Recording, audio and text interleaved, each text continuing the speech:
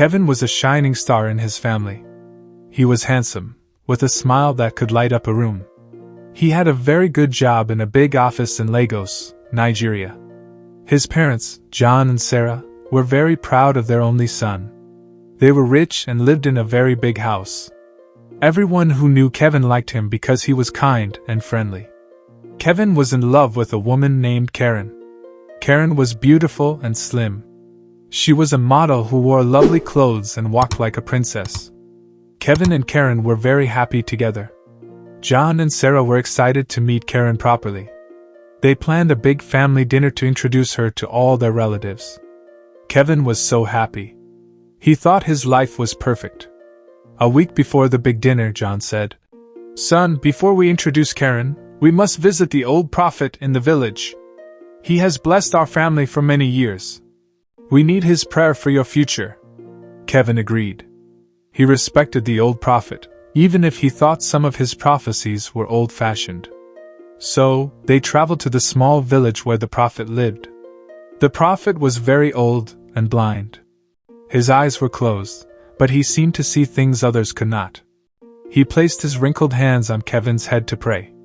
Suddenly, his hands tightened. He began to shake.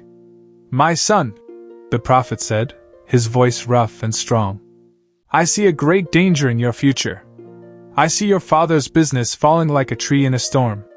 I see sickness and sadness covering this family like a dark cloud." John and Sarah gasped in fear. Kevin's heart beat fast. "But there is a way," the prophet continued. "To save your family, to have a long and prosperous life, you must not marry the woman you plan to. You must listen to me. You must marry the fattest woman you can find. She is the key. She will be your shield and your blessing. If you do not, great ruin will fall upon this house." There was a deep silence. Kevin pulled away, his face pale. Marry the fattest woman? It made no sense. He thought of beautiful, slim Karen and felt sick. How could this be? Kevin tried to forget the prophet's words. He told himself it was just a silly superstition. The family dinner happened, and Karen came. She was charming and sweet, and everyone loved her. John and Sarah, though worried, smiled and welcomed her. For a moment, everything seemed perfect again. But then, strange things started to happen. Just 2 days later, John got a phone call. His biggest business deal had fallen through. He lost a lot of money. Then, Kevin was driving to work and a huge truck lost control. It missed his car by just a few inches. It was a very close call. Kevin was shaken. That night, the family sat in the living room. The air was heavy with fear. Sarah cried softly. "The prophet's words are coming true," John said, his voice tired. "The business, the accident. Kevin, my son, we must listen." Kevin felt a heavy weight on his heart. He loved Karen. But he also loved his parents. He could not let ruin come to them. With tears in his eyes, he drove to Karen's house. "Karen, I am so sorry," he said, his voice breaking. "I cannot marry you." Karen stared at him, confused. "What are you saying, Kevin?" "Why? I can't explain," he cried. "It's my family. I have to do this. Please forgive me." He turned and walked away, leaving Karen heartbroken and crying on her doorstep. Kevin felt like his own heart had shattered into 1,000 pieces. The search began. It was not a happy search for a wife. It was a sad and desperate mission. John and Sarah told their friends and family that Kevin was looking for a wife, but she had to be a very, very big woman. People were surprised and whispered, but they suggested names. Kevin met many large women. He visited them with his parents. But he was so sad inside that he could not even smile at them. He felt like he was in a bad dream. He just nodded or shook his head after each meeting. None of them felt right. Then, one day, a family friend said, "I know a woman. Her name is Grace. She is a very good woman, and she is very large." They went to visit Grace. She lived in a small, clean house. When she opened the door, Kevin saw a very, very large woman. But then he looked into her eyes. Her eyes were kind and brown, like warm chocolate. She had a gentle smile on her face. She was not shy or sad. She was calm. "Hello, please come in," she said. Her voice was soft and nice. They sat and talked. Grace was intelligent. She talked about books and music. She did not seem angry about why they were there. She understood their situation. For the first time since the prophecy, Kevin felt a small sense of peace. He did not feel happy, but he did not feel so sad anymore. He looked at his parents and gave a small nod. He agreed to marry Grace. The wedding was big and colorful. Many people came, but not for the right reasons. They came to see the rich, handsome Kevin marry the very fat Grace.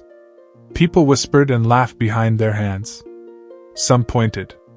Kevin heard the words they did not say out loud. They called him a fool. They made fun of Grace, saying unkind things about her size. Kevin felt hot shame on his face. He could not look at anyone during the ceremony. He just wanted it to be over. After the wedding, they moved into a new house that his parents bought for them. Kevin gave Grace everything money could buy. A big house, nice clothes, a car and driver. But he gave her none of his heart. He was cold and distant. He slept in his own bedroom. He ate his meals alone. He talked to her only when necessary. Grace saw his sadness. She felt his coldness. But she never complained. She never got angry. She kept the house clean and beautiful. She cooked delicious food for him, even though he ate it alone. She would greet him with a smile when he came home from work.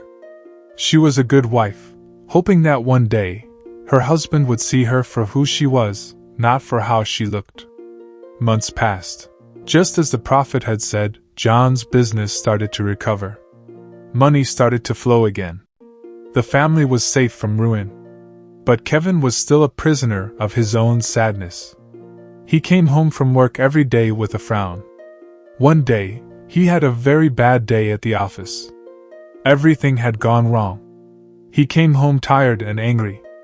As he entered the house, he smelled a wonderful aroma. Grace had spent all afternoon cooking his favorite meal, pounded yam and egusi soup. She smiled at him. "Welcome home, Kevin. I made your favorite. I thought we could eat together tonight." Something in Kevin snapped. All the anger from his bad day, all the frustration from his life, boiled over. He looked at the food, then he looked at her. "Why did you do this?" he shouted. "Why are you trying to be nice? Do you think a meal will make me happy? This is not the life I wanted. I never wanted you. I never wanted this marriage." The words were like stones. Grace flinched. The smile vanished from her face. Her kind eyes filled with tears. She did not shout back. She just stood there, as the tears rolled down her cheeks, falling silently onto the beautiful meal she had made with so much love. Seeing her quiet tears, Kevin suddenly felt very, very small. His angry words echoed in his ears, and he felt a sharp pain of guilt. He had hurt this kind woman who had never done anything but be good to him. He turned around and walked away to his room. That night, he could not sleep. He thought about Grace's tears. He knocked softly on her door. When she opened it, her eyes were red. "Grace," he said, looking at the floor. "I am sorry. I should not have shouted. The food, it smelled very good. Thank you." It was a small, simple apology. But it was a start. After that night, something changed. The wall of ice between them began to melt, just a little. Kevin started to notice things about Grace. He saw that she loved flowers.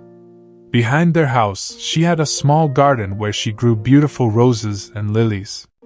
She would talk to the plants and care for them gently. Kevin started to sit in the garden in the evenings. He discovered that Grace was a wonderful baker. The house was often filled with the sweet smell of cakes and cookies. She would give her baked goods to the neighbors and the children on their street, who all loved her.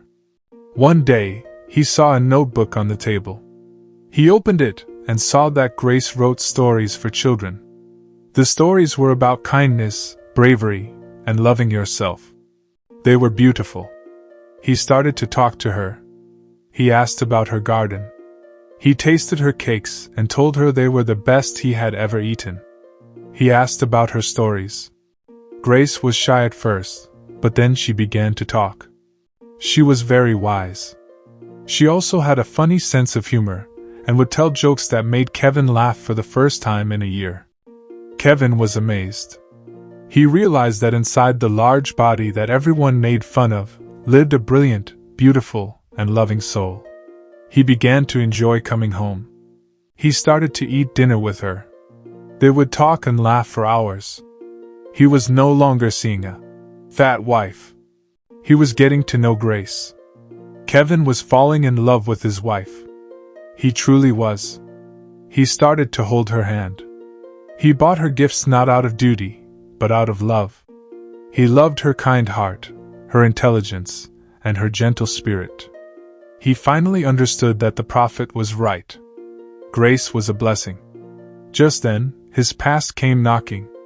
Karen, his ex-girlfriend, returned from a long trip abroad. She had become a very successful model in Europe. She heard that Kevin's marriage was strange and thought she had a chance to get him back. She went to his office.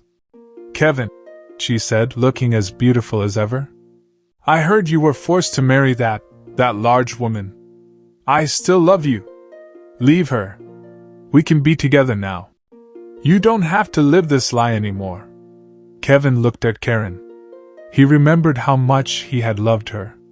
But then he thought of Grace. He pictured her in her garden, humming a happy song, her hands covered in soil. He thought of her laughter, her kind eyes, and the peaceful feeling he had when he was with her. He smiled softly at Karen. "Thank you, Karen," he said. "But you are wrong. My marriage to Grace is not a lie. I love her. She is my wife, and she is the best thing that has ever happened to me." Karen was shocked. She left, and Kevin felt free. He had passed the test. His love for Grace was real. Kevin wanted to show Grace how much he loved her. He decided to plan a new wedding ceremony, a real one, filled with love and joy. He wanted to marry her again, this time with a happy heart. But then, Grace started to feel sick. She was often tired and had pains. Kevin was very worried. He took her to the best doctors. The doctor did many tests. Finally, the doctor called them into his office.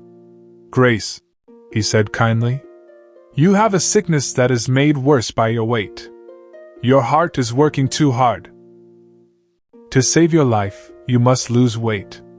It will be a long and difficult journey." Kevin was terrified. He had just found the woman he loved, and now he might lose her. He held Grace's hand tightly. "We will do it," he said. "I will help you." And he did. He learned about healthy food. He cooked for her. He went for walks with her every evening, slowly, step by step. He was patient and kind. He told her every day how beautiful she was and how much he loved her. As Grace slowly and healthily lost weight, Kevin loved her more and more.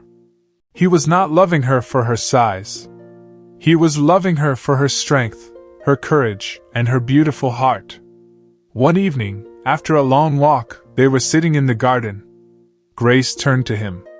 "Kevin," she said, "there is something I must tell you. When I was a little girl, I met the blind prophet. I was crying because the other children were making fun of my size. He touched my head and told me, 'Do not cry, my child. One day, you will save a great family from ruin. You will find a love that does not see your body, but sees the light in your soul.' I never understood it until now." Kevin held her close. The prophecy was not just for him. It was for her too. It was never about marrying a fat woman. It was about finding a woman with a fat, or great, heart. With Kevin's love and support, Grace became healthy and strong. The sickness was gone.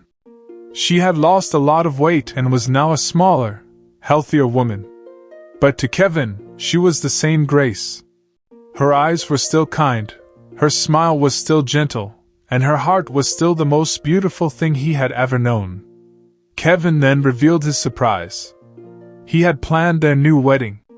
This time, the ceremony was small, with only their close family and true friends. There were no whispers, no laughs.